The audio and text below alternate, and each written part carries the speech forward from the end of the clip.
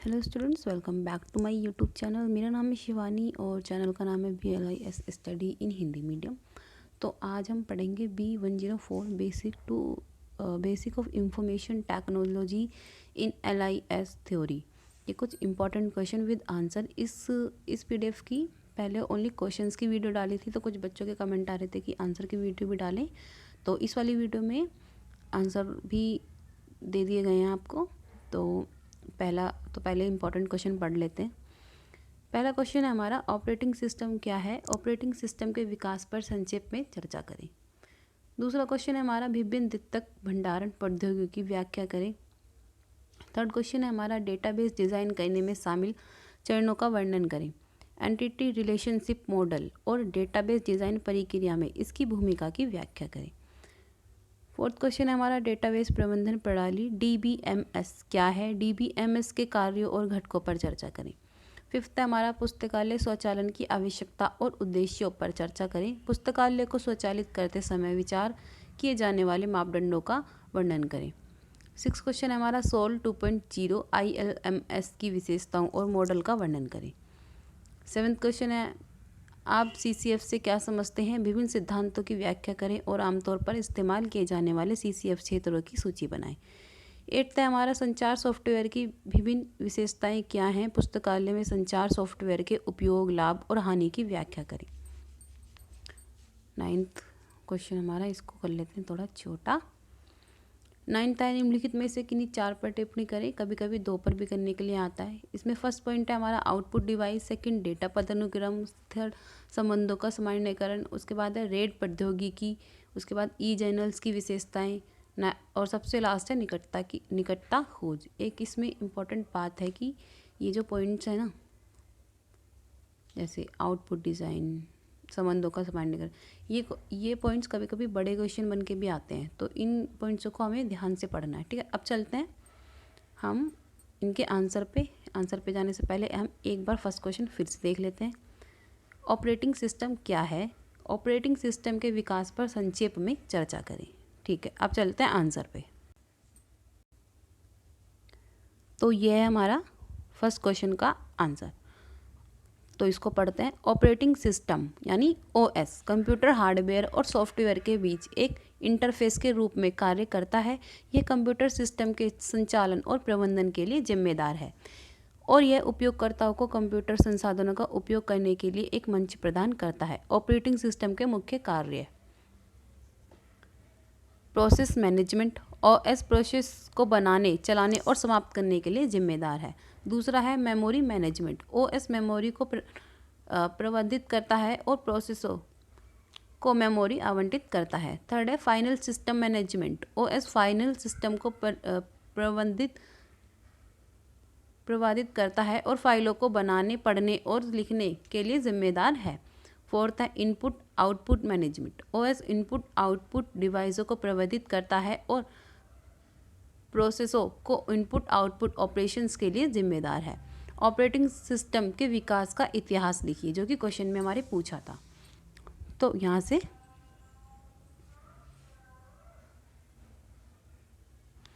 ये यहाँ से इम्पॉर्टेंट है ये। ठीक है, अब पढ़ते हैं इसको हम आगे। ऑपरेटिंग सिस्टम के विकास का इतिहास निम्नलिखित है। पहला, बैच प्रोसेसिंग सिस्टम 1950 के दशक। पहले operating system batch processing system थे जो एक समय में ही एक कार्य निष्पादित करते थे, यानी ख़त्म करते थे, समाप्त करते थे। सेकेंड है टाइम शेयरिंग सिस्टम 1960 के दशक। टाइम शेयरिंग सिस्टम ने मल्टी प्रोग्रामिंग की अनुमति दी, जिससे कई प्रोसेस एक ही समय में चल सकते थे। तीसरा पॉइंट है पर्सनल कंप्यूटर ऑपरेटिंग सिस्टम 1970 के दशक। पर्सनल कंप्यूटर ऑपरेटिंग सिस्टम जैसे कि CP/M और MS-DOS ने व्यक्तिगत कंप्यूटर के लिए ऑपरेटिंग सिस्टम प्रदान किए। फोर्थ क्वेश्चन पॉइंट है graphic users interface GUI operating system 1980 के दशक। GUI ऑपरेटिंग सिस्टम जैसे कि MAC/OS और विंडोज़ ने ग्राफिकल यूजर्स इंटरफेस की अनुमति दी, जिससे उपयोगकर्ता ऑपरेटिंग सिस्टम के साथ बातचीत कर सकते थे। फिफ्थ है हमारा मॉडर्न ऑपरेटिंग सिस्टम 1990 के दशक से वर्तमान यानी आज तक। मॉडर्न ऑपरेटिंग सिस्टम जैसे कि लिनक्स, मैक्सकोस और विंडोज़ ने अधिक उन्नत सुविधाएं प्रदान की, जैसे कि मल्टीटास्किंग, मेमोरी प्रबंधन और नेटवर्किंग। ठीक है, तो पहला क्वेश्चन का आंसर हमारा यहाँ पे ख़त्म होता है। तो आई होप आपको ये अच्छा लगा होगा। तो अब बात करते हैं नेक्स्ट क्वेश्चन की। तो देखते हैं नेक्स्ट क्वेश्चन हमारा क्या है। तो दूसरा क्वेश्चन है हमारा, भिन्न द्वितीयक भंडारण प्रौद्योगिकियों की व्याख्या करें। इसका आंसर देखते हैं। तो ये है हमारे सेकंड क्वेश्चन का आंसर। द्वितीयक भंडारण प्रौद्योगिकियां डेटा को संग्रहित करने के लिए उपयोग की जाने वाली तकनीक है। ये रहा, यहाँ से ये रहा, तकनीक है। ये प्रौद्योगिकियों डेटा को स्थायी रूप से संग्रहित करने के लिए उपयोग की जाती हैं और इन्हें बाद में पुनः प्राप्त किया जा सकता है। यहाँ कुछ प्रमुख द्वितीय भंडारण प्रौद्योगिकियों की व्याख्या की गई है।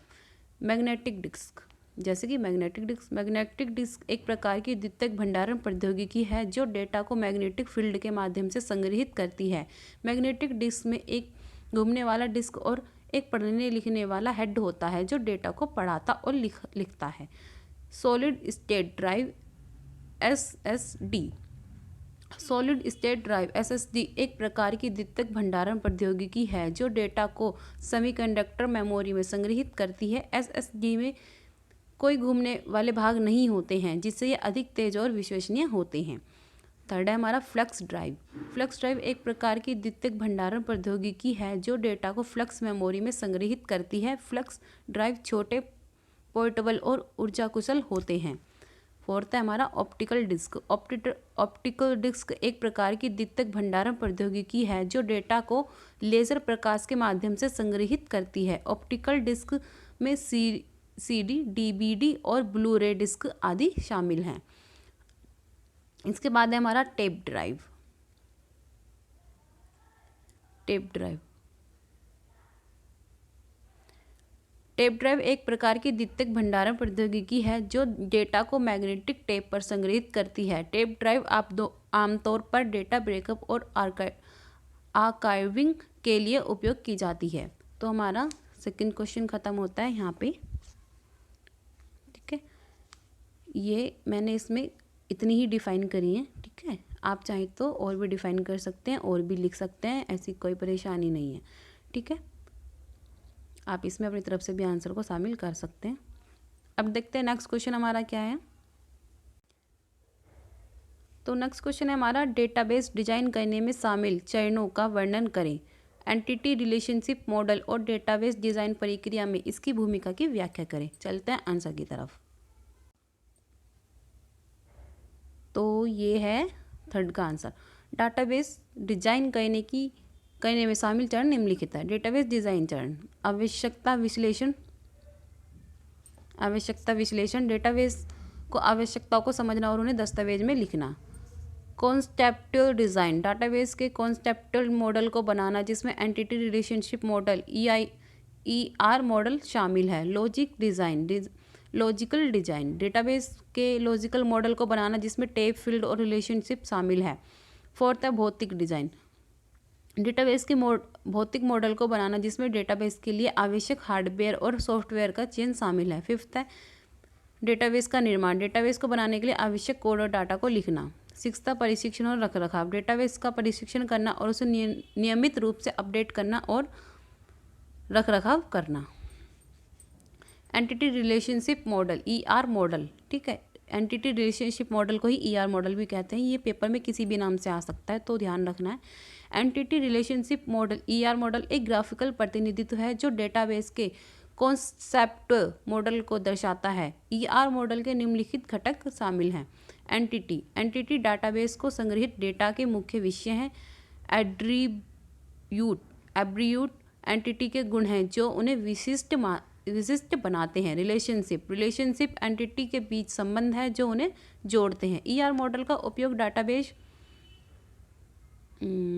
डाटाबेस के कॉन्सेप्चुअल मॉडल को बनाने के लिए किया जाता है जो डाटाबेस के लॉजिकल और भौतिक मॉडल को बनाने के लिए आधार प्रदान करता है। तो तीसरे क्वेश्चन का आंसर हमारा यहाँ ख़त्म होता है। अगर इसमें आप अपनी तरफ से भी शामिल कर सकते हैं क्योंकि पेपर में तो ज़्यादा लिखना होता है थोड़ा, लेकिन मैंने आपको समझाने के लिए इन्हें पॉइंटों में डिवाइड कर दिया था, तो आप पेपर में अपनी मर्जी से भी लिख सकते हैं। ठीक है, अब देखते हैं नेक्स्ट क्वेश्चन। नेक्स्ट क्वेश्चन है हमारा, डेटाबेस प्रबंधन प्रणाली DBMS क्या है? DBMS के कार्य और घटकों पर चर्चा करें। तो चलते हैं आंसर की तरफ।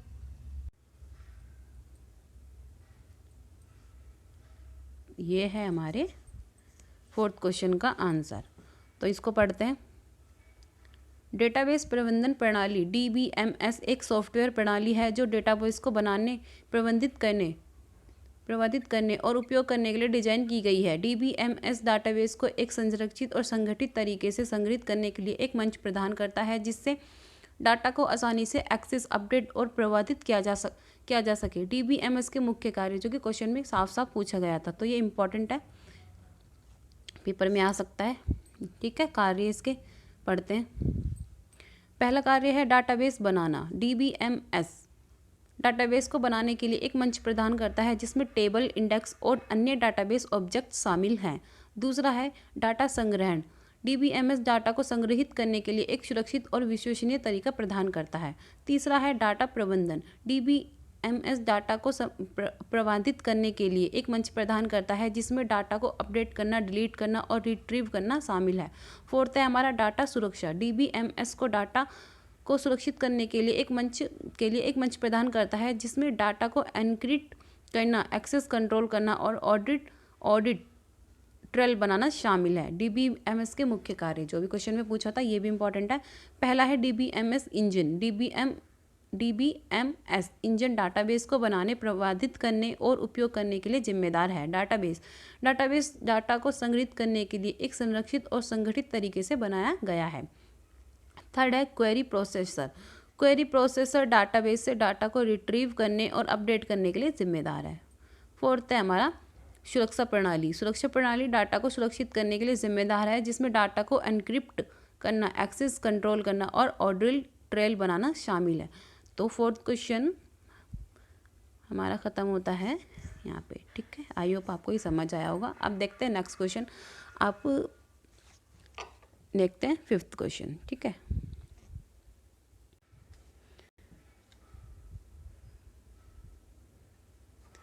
फिफ्थ क्वेश्चन है हमारा, ये पढ़ते हैं।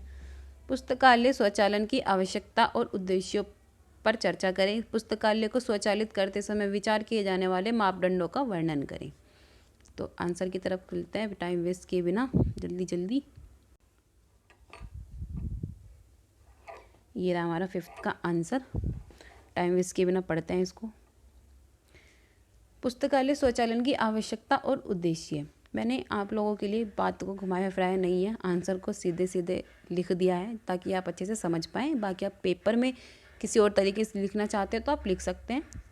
तो इसको पढ़ते हैं। पुस्तकालय स्वचालन की आवश्यकता और उद्देश्य। पुस्तकालय स्वचालन की आवश्यकता है क्योंकि यह पुस्तकालयों के कार्यों को अधिक कुशलता और प्रभावी ढंग से करने में मदद करता है। पुस्तकालय स्वचालन के उद्देश्य हैं। पहला उद्देश्य है पुस्तकालय के कार्य को अधिक कुशलता और प्रभावी ढंग से करना। दूसरा है हमारा पुस्तकालय के संसाधनों का बेहतर प्रबंधन करना। तीसरा है पुस्तकालय के उपयोगकर्ताओं को बेहतर सेवाएं प्रदान करना। फोर्थ है पुस्तकालय के कार्यों को अधिक सुरक्षित और विश्वसनीय बनाना। पुस्तकालय को स्वचालित करते समय विचार किए जाने वाले मापदंड, ये क्वेश्चन में पूछा था, ये जो है ना, इसको क्वेश्चन में पूछा था, तो इसको आप अलग से हाईलाइट करके भी लिख सकते हैं। ठीक है, मापदंड। जब पुस्तकालय को स्वचालित किया जा रहा हो तो निम्नलिखित मापदंडों पर विचार किया जाना चाहिए। पहला, पुस्तकालय के कार्यों का विश्लेषण। पुस्तकालय के कार्यों का विश्लेषण करना जाना चाहिए ताकि यह तय किया जा सके कि कौन से कार्य स्वचालित किया जा सकते हैं। दूसरा हमारा सॉफ्टवेयर का चयन। पुस्तकालय स्वचालन के लिए उपयुक्त सॉफ्टवेयर का चयन करना चाहिए।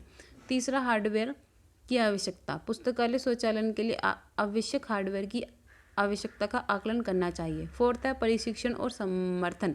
पुस्तकालय के कर्मचारियों को पुस्तकालय स्वचालन प्रणाली का उपयोग करने के लिए प्रशिक्षण और समर्थन प्रदान करना चाहिए। आप स्क्रीनशॉट लेके पढ़ सकते हैं अगर मैं ज़्यादा जल्दी बोल रही हूँ तो, क्योंकि वीडियो बहुत ज़्यादा बड़ी हो जाएगी, इसलिए मैं थोड़ा ज़्यादा स्पीड से बोल रही हूँ। आप लोग स्क्रीनशॉट लेके पढ़ सकते हैं। ठीक है, फिफ्थ हमारा है सुरक्षा और गोपनीयता। पुस्तकालय स्वचालन प्रणाली की सुरक्षा और गोपनीयता को सुनिश्चित करना चाहिए। सिक्स्थ है लागत और बजट। पुस्तकालय स्वचालन प्रणाली की लागत और बजट का आकलन करना चाहिए, यानी उसको भी देखना चाहिए।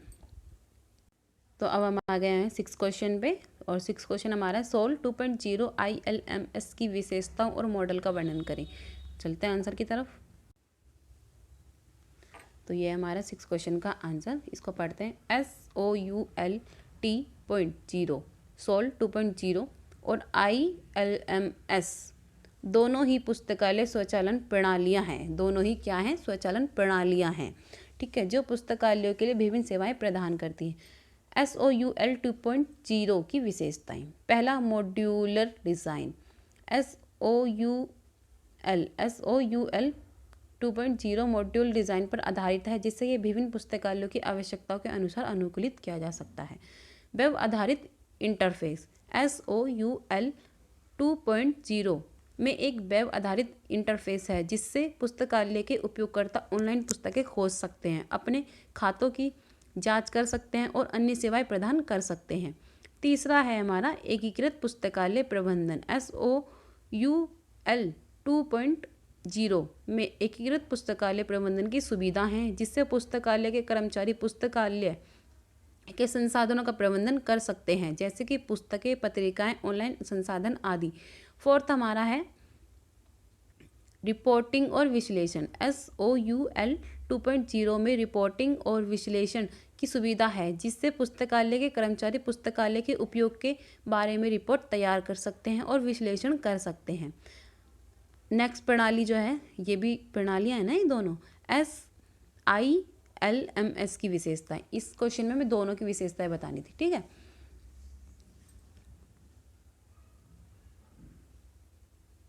तो पहला पढ़ेंगे एकीकृत पुस्तकालय प्रबंधन। एकीकृत पुस्तकालय प्रबंधन, ये वाला पढ़ेंगे हम पहले।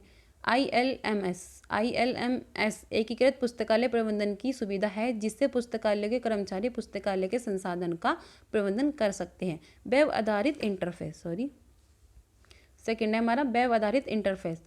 ILMS एक वेब आधारित इंटरफेस है, जिससे पुस्तकालय के उपयोगकर्ता ऑनलाइन पुस्तकें खोज सकते हैं, अपने खातों की जांच कर सकते हैं और अन्य सेवाएं प्रदान कर सकते हैं। थर्ड है हमारा रिपोर्टिंग और विश्लेषण। ILMS एक रिपोर्टिंग और विश्लेषण की सुविधा है, जिससे पुस्तकालय के कर्मचारी पुस्तकालय के उपयोग के बारे में रिपोर्ट तैयार कर सकते हैं और विश्लेषण कर सकते हैं। फोर्थ पॉइंट हमारा है सुरक्षा और गोपनीयता। ILMS सुरक्षा और गोपनीयता की सुविधा है, जिससे पुस्तकालय उपयोगकर्ताओं के डेटा की सुरक्षा और गोपनीयता सुनिश्चित की जा सकती है। इसके बाद पढ़ते हैं हम 7th क्वेश्चन। तो ये है हमारा 7th क्वेश्चन। आप CCF से क्या समझते हैं? विभिन्न सिद्धांतों की व्याख्या करें और आमतौर पर इस्तेमाल किए जाने वाले CCF क्षेत्रों की सूची बनाएं। ठीक है, पहले 7th का ही आंसर देखते हैं। तो ये है हमारे 7th क्वेश्चन का आंसर, इसको पढ़ते हैं। CCF कॉमन कम्युनिकेशन फ्रेमवर्क एक संरक्षित दृष्टिकोण है, जो संगठनों को अपने संचार और सूचना प्रबंधन प्रक्रियाओं को व्यवस्थित और मानकीकृत करने में मदद करता है। यह एक ढांचा प्रदान करता है, जो संगठनों को अपने संचार और सूचना प्रबंधन प्रक्रियाओं को डिजाइन, विकसित करने और लागू करने में मदद करता है। CCF के विभिन्न सिद्धांत, क्वेश्चन में सिद्धांत पूछे थे। फर्स्ट है संरक्षित संचार। CCF संरक्षित संचार पर जोर देता है, जिसमें संगठनों को अपने संचार प्रक्रियाओं को व्यवस्थित और मानकीकृत करने के लिए एक ढांचा प्रदान किया जाता है। दूसरा हमारा सूचना प्रबंधन। CCF सूचना प्रबंधन पर जोर देता है, जिसमें संगठनों को अपने सूचना संसाधनों का प्रबंधन करने के लिए एक ढांचा प्रदान किया जाता है। नेक्स्ट पॉइंट है हमारा मानकीकरण। CCF मानकीकरण पर जोर देता है, जिसमें संगठनों को अपने संचार और सूचना प्रबंधन प्रक्रियाओं को मानकीकृत करने के लिए एक ढांचा प्रदान किया जाता है। इसके बाद आमतौर पर इस्तेमाल किए जाने वाले CCF क्षेत्र, ठीक है। पहला व्यावसायिक संचार। CCF व्यावसायिक संचार में इस्तेमाल किया जाता है, जिसमें संगठनों को अपने व्यावसायिक संचार प्रक्रियाओं को व्यवस्थित और मानकीकृत करने में मदद की जाती है। दूसरा है सूचना प्रबंधन। CCF सूचना प्रबंधन में इस्तेमाल किया जाता है, जिसमें संगठनों को अपने सूचना संसाधनों का प्रबंधन करने में करने में मदद की जाती है। तीसरा है हमारा डिजिटल संचार। CCF डिजिटल संचार में इस्तेमाल किए जाते हैं, जिसमें संगठनों को अपने डिजिटल संचार प्रक्रियाओं को व्यवस्थित और मानकीकृत करने में मदद की जाती है। फोर्थ क्षेत्र जो है व्यावसायिक प्रक्रिया प्रबंधन। CCF व्यावसायिक प्रक्रिया प्रबंधन में इस्तेमाल किया जाता है, जिसमें संगठनों को अपने व्यावसायिक प्रक्रियाओं को व्यवस्थित और मानकीकृत करने में मदद की जाती है। इसके बाद देखते हैं हम अपना 8th क्वेश्चन। तो ये है हमारा 8th क्वेश्चन। संचार सॉफ्टवेयर की विभिन्न विशेषताएं क्या हैं? पुस्तकालय में संचार सॉफ्टवेयर के उपयोग, लाभ और हानि की व्याख्या करें। तीनों चीज़ लिखनी है इसमें, संचार सॉफ्टवेयर के उपयोग लिखने हैं, लाभ लिखने हैं और हानि लिखने हैं। ठीक है, तो इसका आंसर की तरफ चलते हैं। तो ये है हमारा 8th का आंसर, इसको पढ़ते हैं अब। संचार सॉफ्टवेयर की विभिन्न विशेषताएं हैं। पहला है वास्तविक समय संचार। संचार सॉफ्टवेयर वास्तविक समय संचार की अनुमति देता है, जिससे उपयोगकर्ता तुरंत संदेश भेज और प्राप्त कर सकते हैं। मल्टीमीडिया, सेकंड पॉइंट है मल्टीमीडिया संचार। संचार सॉफ्टवेयर मल्टीमीडिया संचार की अनुमति देता है, जिससे उपयोगकर्ता टेक्स्ट, वॉइस, वीडियो और इमेजेस का उपयोग करके संचार कर सकते हैं, जो आजकल हम व्हाट्सएप पे करते हैं। थर्ड है समूह संचार। संचार सॉफ्टवेयर समूह संचार की अनुमति देता है, जिससे उपयोगकर्ता समूह में संदेश भेज सकता है, जब हम व्हाट्सएप पे ग्रुप बनाते हैं ना, उस तरीके का। फोर्थ है हमारा फाइल साझा करना। फाइल साझा करना, फाइल को एक बनाना। संचार सॉफ्टवेयर फाइल साझा करने की अनुमति देता है, जिससे उपयोगकर्ता फाइलों को साझा कर सकते हैं। फिफ्थ है हमारा सुरक्षा और गोपनीयता। संचार सॉफ्टवेयर, ये हम इसकी विशेषताएं पढ़ रहे हैं, ठीक है। 5th पॉइंट पढ़ रहे थे हम, सुरक्षा और गोपनीयता। संचार सॉफ्टवेयर सुरक्षा और गोपनीयता की विशेषता प्रदान करता है, जैसे कि एंटीक्रिप्ट और पासवर्ड सुरक्षा, पासवर्ड सुरक्षा। इसके बाद नेक्स्ट टॉपिक है हमारा पुस्तकालयों में संचार सॉफ्टवेयर के उपयोग। सबसे पहले पढ़ेंगे उपयोग। पुस्तकालय में संचार सॉफ्टवेयर का उपयोग विभिन्न उद्देश्यों के लिए किया जा सकता है, जैसे कि पुस्तकालय के उपयोगकर्ताओं के साथ संचार। पुस्तकालय संचार सॉफ्टवेयर का उपयोग करके अपने उपयोगकर्ताओं के साथ संचार कर सकते हैं, बातचीत कर सकते हैं मतलब। सेकंड पॉइंट है हमारा पुस्तकालय के कर्मचारियों के बीच पुस्तकालय संचार सॉफ्टवेयर का उपयोग करके अपने कर्मचारियों के बीच संचार कर सकते हैं। थर्ड पॉइंट है हमारा पुस्तकालयों की सेवाओं को बढ़ावा देना। थर्ड ईयर हमारा पुस्तकालयों के सेवाओं को बढ़ावा देना। पुस्तकालय संचार सॉफ्टवेयर का उपयोग करके अपनी सेवाओं को बढ़ावा दे सकते हैं। नेक्स्ट टॉपिक यहाँ से स्टार्ट होता है हमारा लाभ। पुस्तकालय में संचार सॉफ्टवेयर के लाभ, ठीक है। पहला लाभ है बेहतर संचार। संचार सॉफ्टवेयर पुस्तकालय को अपने उपयोगकर्ता और कर्मचारियों के साथ बेहतर संचार करने में मदद करता है। दूसरा है समय और संसाधनों की बचत। समय और संसाधनों की बचत। संचार सॉफ्टवेयर पुस्तकालय को समय और संसाधनों की बचत करने में मदद करता है। थर्ड है हमारा बेहतर सेवाएं।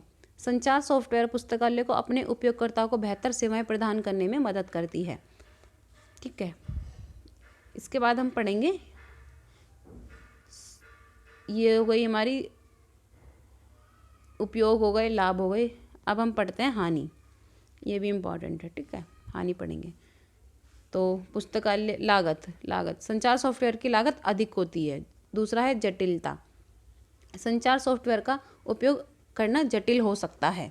तीसरा है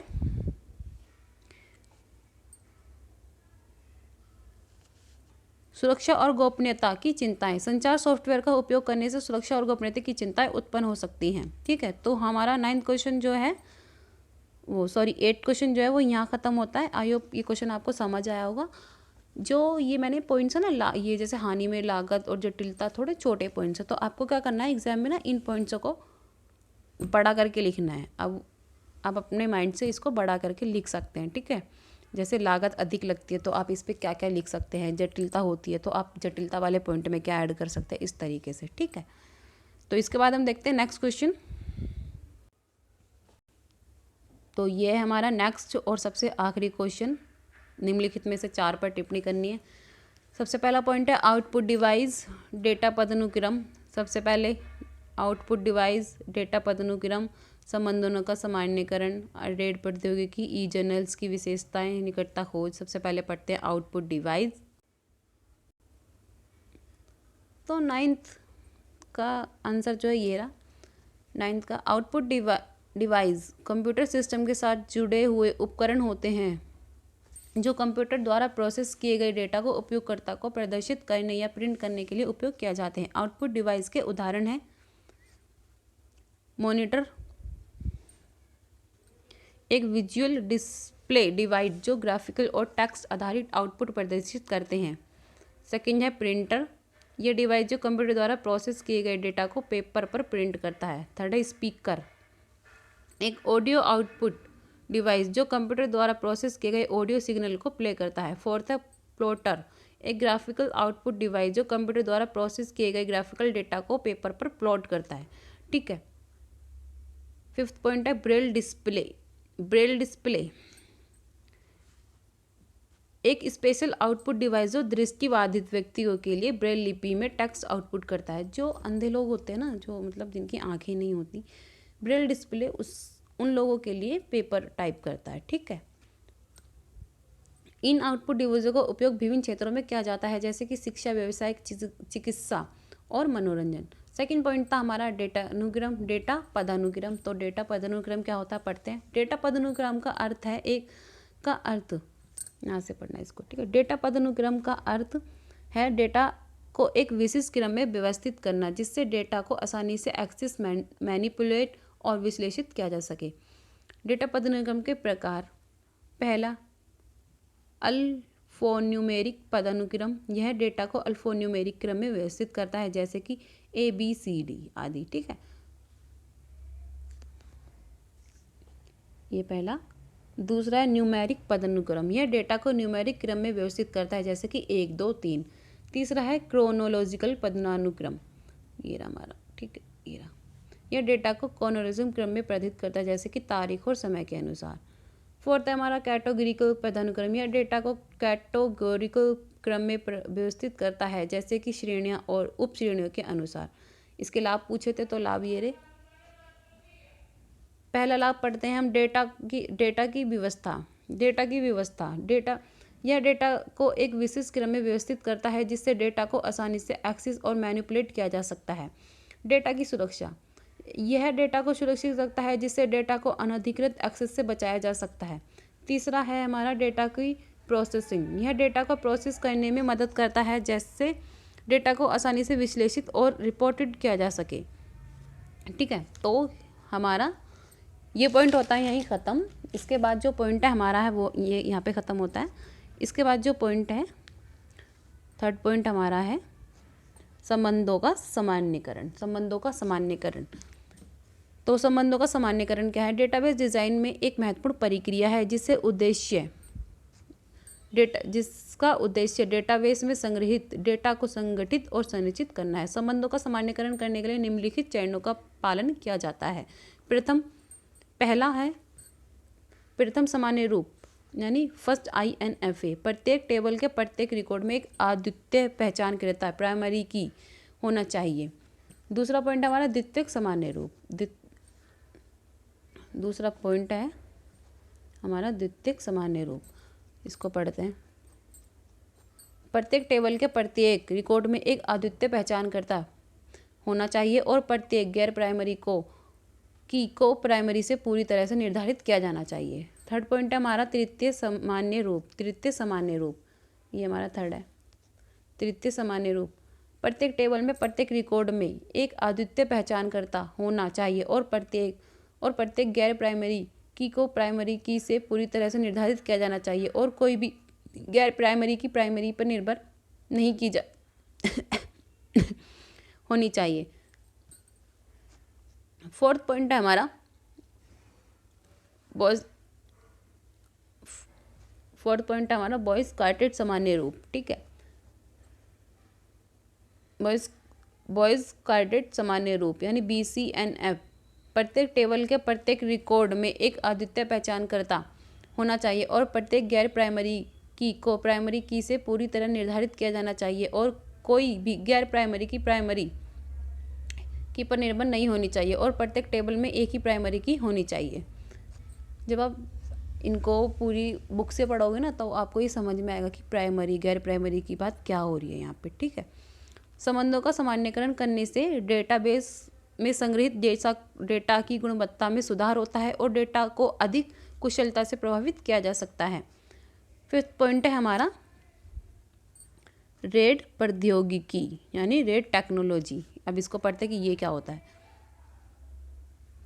एक डेटा स्टोरेज तकनीक है जो कई हार्ड डिस्क को एक सिंगल लॉजिकल यूनिट में जोड़ती है, जिससे डेटा की सुरक्षा और प्रदर्शन में सुधार होता है। रेड प्रौद्योगिकी के प्रकार, पहला रेड जीरो ये सबसे सरल रेड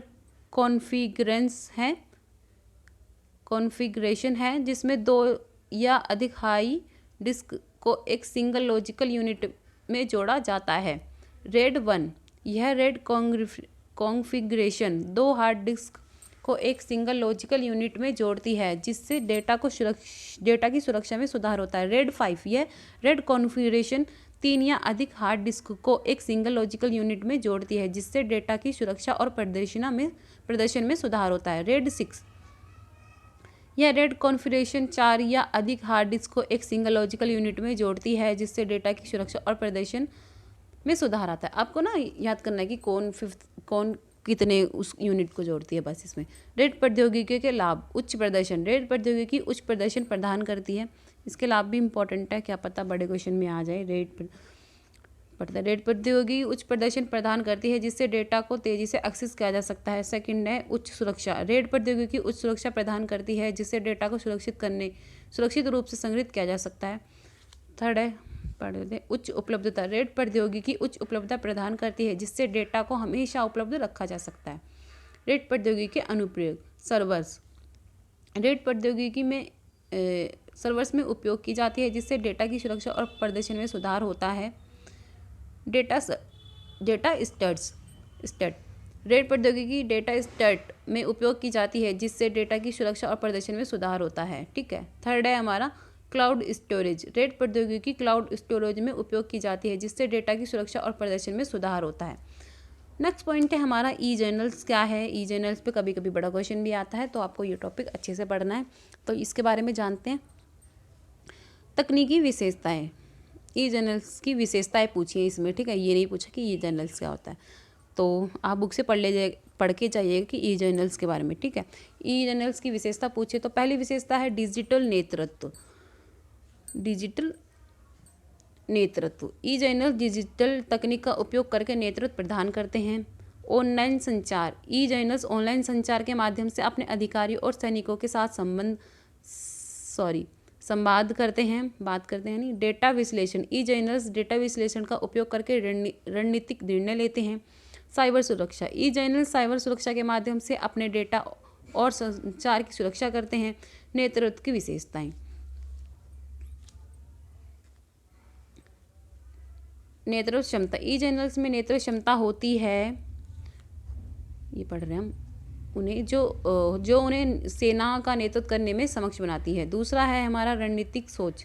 ई जर्नल्स में रणनीतिक सोच की क्षमता होती है, जो उन्हें युद्ध की रणनीति बनाने में मदद करती है। तीसरा है निर्णय लेने की क्षमता।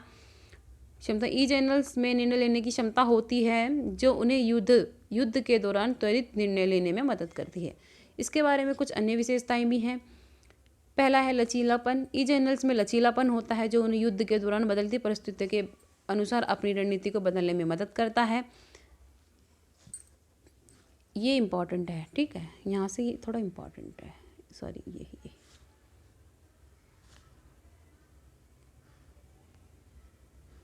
यहाँ तक है, नहीं सॉरी, यहाँ पे ख़त्म है। बताते। दूसरा है नैतिक नेतृत्व। ई जर्नल्स में नैतिक नेतृत्व की क्षमता होती है, जो उन्हें अपने सैनिक के प्रति न्यायपूर्ण और नैतिक व्यवहार करने में मदद मिलती है। तो हमारा ये पॉइंट होता है यहाँ पे ख़त्म ई जर्नल्स वाला। अब पढ़ते हैं हम अपना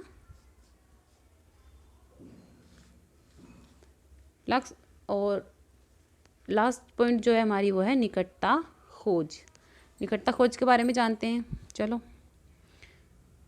निकटता खोज एक प्रकार की खोज तकनीक है, जो उपयोगकर्ता को किसी विशिष्ट स्थानीय बिंदु के निकटता में स्थित वस्तुओं, स्थानों या जानकारी को खोजने में मदद करती है। निकटता खोज के प्रकार। रेडियल खोज।